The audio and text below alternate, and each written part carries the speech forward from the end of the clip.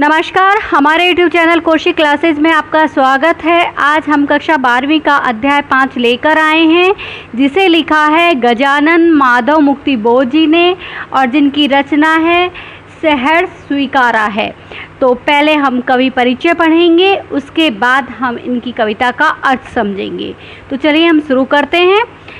कवि गजानन माधव मुक्ति बोध जी का जन्म 13 नवंबर सन 1917 को ग्वालियर मध्य प्रदेश में हुआ। इनके पिता का नाम माधव राव था और माता का नाम पार्वती बाई था। ये कवि, आलोचक, निबंधकार, कहानीकारक तथा उपन्यासकार थे। इन्हें प्रगतिशील कविता और नई कविता के बीच का एक सेतु भी माना जाता है। इन्होंने 20 वर्ष की छोटी सी उम्र में बड़नगर मिडिल स्कूल में अध्यापक पद की नौकरी की और उसके बाद इन्होंने उज्जैन, कोलकाता, इंदौर, मुंबई, बेंगलोर, बनारस आदि स्थानों पर अध्यापकता के साथ साथ इन्होंने पत्रकारिता का भी कार्य किया। इनकी प्रमुख रचनाएं हैं चांद का मुंह टेढ़ा है, भूरी भूरी खाक, धूल, काठ का सपना, विपात्र, सतह से उड़ता आदमी आदि हैं।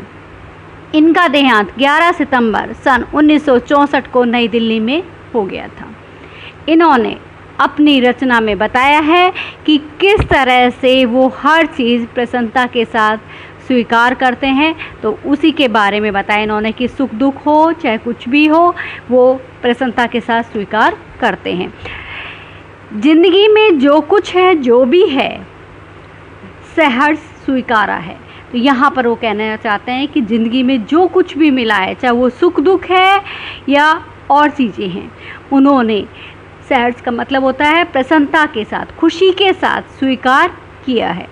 इसलिए कि जो कुछ भी मेरा है वह तुम्हें प्यारा है, कि जो कुछ भी मेरे पास है, सुख दुख, गरीबी आदि चीज़ें हैं, वो सब तुम्हें प्यारा है। इसी वजह से मैंने उसे प्रसन्नता के साथ स्वीकार किया है। गर्वीली गरीबी ये गंभीर अनुभव सब। गर्वीली का मतलब होता है गर्व से भरी हुई गरीबी, और ये गंभीर जो अनुभव है, गरीबी के कारण जो अनुभव उन्हें प्राप्त हुए हैं, वो सब। ये विचार वैभव सब, कि ये विचार रूपी वैभव मतलब संपत्ति, तो विचार रूपी संपत्ति, ये सभी चीज़ें मुझे प्यारी हैं क्योंकि तुम्हें अच्छी लगती हैं। इसी वजह से मैंने इसे प्रसन्नता के साथ, खुशी के साथ स्वीकार किया है। दृढ़ता ये, भीतर की सरिता ये, अभिनव सब मौलिक है। तो यहाँ पर वो ये कहना चाहते हैं, दृढ़ता का मतलब होता है कठोरता, कि ये सारी चीज़ दृढ़ होना हृदय में। और भीतर की सरिता का मतलब, यहाँ सरिता का मतलब है नदी के लिए, तो मन की भाव में बहती नदी के लिए कहा है उन्होंने, कि जो मेरे हृदय में जो नदी की तरह नए विचार बह रहे हैं, नए विचार आ रहे हैं, उनके लिए क्या है। अभिनव मतलब एकदम नए विचारों का आना। मौलिक है, मौलिक का मतलब होता है अकृत्रिम, भैया आप बनावट रहित कह सकते हो, कि ये सारी चीज़ें क्या हैं कि बनावट रहित है, क्योंकि मेरे अंदर जो दृढ़ता, ये जो मेरे हृदय में नए नए भाव आते हैं, नए नए विचार प्रभावित होते हैं, वो क्या है, तुम्हारे कारण ही है। इसलिए कि पल पल में जो कुछ भी जागृत है अपलक है, कि जो पल पल क्षण क्षण के अंदर जो कुछ भी जागृत मतलब जगा हुआ, अपलक का मतलब होता है बिना पलक झपकाए हुई, कि ये सारी चीज़ें क्या है कि जागृत हो रही हैं, जगी हुई हैं और बिना पलक झपकाए मैं उन्हें महसूस कर रहा हूँ। संवेदन तुम्हारा, संवेदन का मतलब अनुभूति, क्योंकि तुम्हारी ने जो अनुभूति है वो मुझे क्या कर रही है, प्रेरित कर रही है हर चीज़ के लिए, हर आगे बढ़ने के लिए। जाने क्या रिश्ता है, जाने क्या नाता है। यहाँ पर कवि अपनी जो रहस्यमय प्रिय है उसके लिए कह रहे हैं बार बार में, कि जाने तुमसे क्या रिश्ता है और जाने क्या तुमसे नाता है। जितना भी उड़ेलता हूँ भर भर कर फिर आता है, कि जितना मैं महसूस करता हूँ वो मुझे और ज़्यादा तुम्हारी तरफ खींचता है।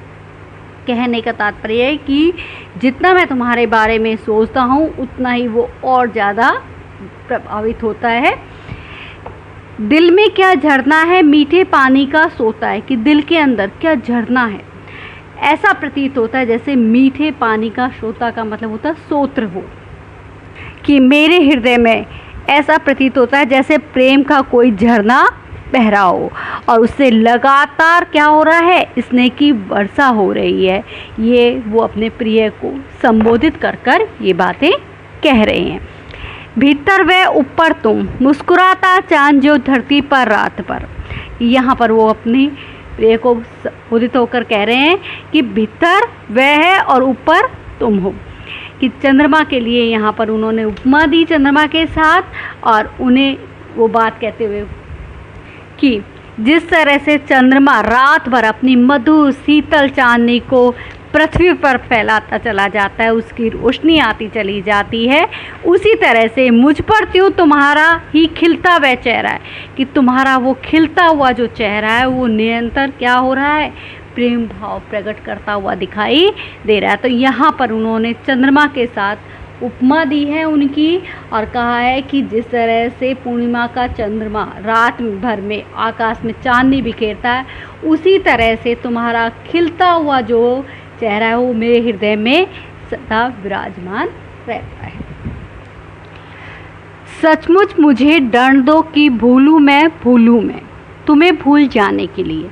यहाँ पर कवि के द्वारा अपने प्रिय से प्रार्थना की जा रही है कि वह उसे भूल जाना चाहते हैं, क्योंकि कवि इसलिए भूलना चाहते हैं क्योंकि वो आगे नहीं बढ़ पा रहे हैं, किसी और चीज़ की तरफ उनका ध्यान केंद्रित नहीं हो रहा है।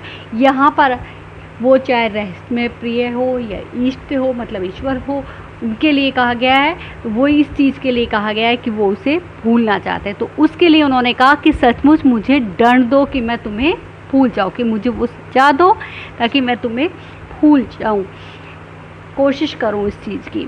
दक्षिण ध्रुव अंधकार अमावस की तरह, कि ऐसे हो कि ऐसी सज़ा मिले मुझे कि जैसे कि दक्षिण ध्रुव पर 6 महीने छाई रहती है अमावस की अंधकार रात्रि, तो उसी तरह से मुझे भी वही सज़ा मिले। शरीर पर चेहरे पर अंतर पालू में, यहाँ पर वो कहना चाहते हैं कि जिस तरह से अमावस उसके चेहरे पर, शरीर पर, हृदय में छा जाए, कि किसके कारण, उनके वियोग के कारण, कि उस वियोग वेदना को वो भरपूर झेलूँ मैं उसी में नहालूँ, कि मैं उस वियोग को, उस तुमसे दूर होने की उस बात को लेकर मैं उसके झेलता चला जाऊं और उसमें ही मैं पूरा नहालूँ, इसलिए कि तुमसे ही परिवेष्टित आच्छादित है। यहाँ पर परिवेष्टित का मतलब होता है चारों ओर, आच्छादित का मतलब होता है ऊपर छाया हुआ, क्योंकि उसका जो वर्तमान है, कवि का जो वर्तमान है, जीवन है, वो अपने प्रिय से पूरी तरह से घिरा हुआ है और उस पर पूरी तरह से छाया हुआ है। इसी वजह से वो ये बातें कह रहे हैं। रहने का रमणीय ये उजेला, अब रमणीय का मतलब है मोहक, सुंदर कह सकते हैं। उजेला का मतलब उजाला के लिए कहा गया है उन्होंने, कि उन्होंने ये बातें कही कि उनके जो प्रिय का स्नेह का जो उजाला है बहुत सुंदर है, मनोरम है, और उस उजाले से उसे क्या हो रहा है, असहनीयता हो रही है, वो सहा नहीं जाता है उनसे, कि वो जो उजाला है वो सहा नहीं जा रहा, नहीं सहा जाता, कि नहीं सहा जाता। ममता के बादल की मंडराती कोमलता भीतर पिराती है।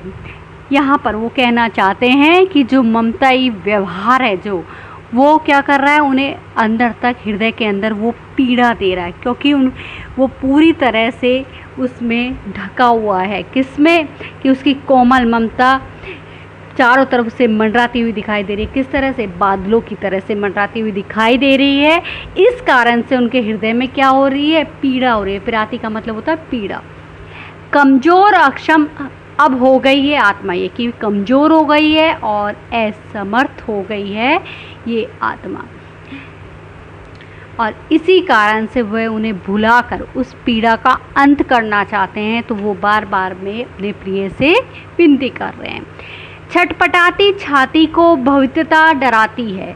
बहुता का मतलब कि भविष्य के लिए डराती है, कि ये छटपटाती का मतलब होता है व्याकुल, और ये मुझे भविष्य में होने वाले दुख की याद भर से ही मुझे क्या कर रही है, सिरह रही है, व्याकुल कर रही है।